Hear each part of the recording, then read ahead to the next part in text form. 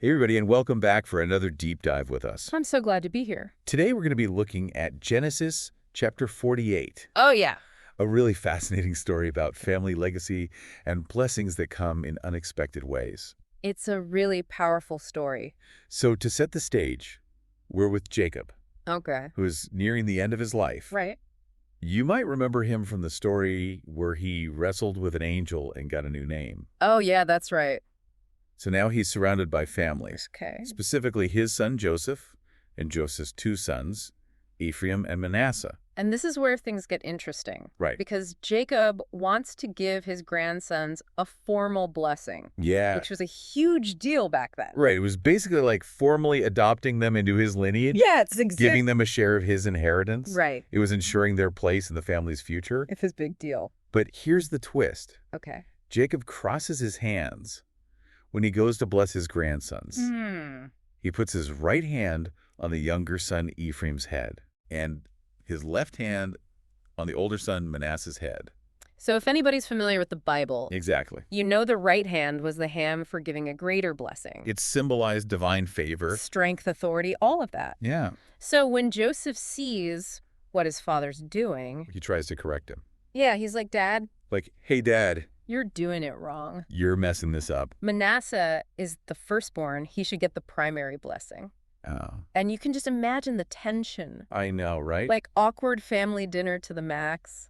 But Jacob insists, and he says that Ephraim, even though he's younger, is going to become greater than his brother, Yeah, and his descendants will become a multitude of nations. it's really powerful. Yeah. This scene kind of throws a wrench in our human ideas of order and expectation. It makes you think. Yeah, Like, what if we get so fixated on how we think things should go that we miss out on the unexpected blessings that are right in front of us? absolutely. Yeah, it really does make you think. And you know there's even more to this story. It's not just about defying expectations. Right. It's also about the legacy that Jacob is trying to pass down. Okay. He's not just thinking about land or possessions. Yeah.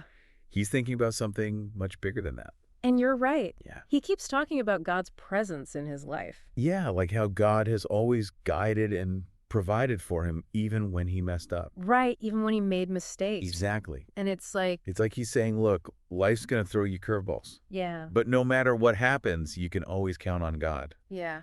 You got to have that bedrock of faith.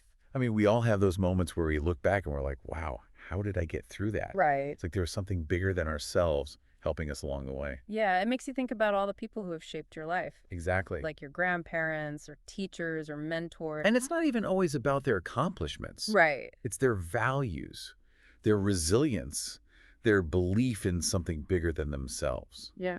It's all about the values we embody in the stories that we share. Which makes me wonder, what are the stories of faith, resilience, and hope that have shaped our lives? That's a good question. And how are we sharing those stories with other people? Yeah, are we mentoring people? Volunteering in our community, Even just talking with our families and friends about our experiences. sharing our wisdom and values. Yeah, it doesn't have to be anything big. But even those little things can have a huge impact. A ripple effect. They connect us to past generations and inspire future generations. Absolutely. And you know, there's one more thing I wanted to point out about Jacob. Okay.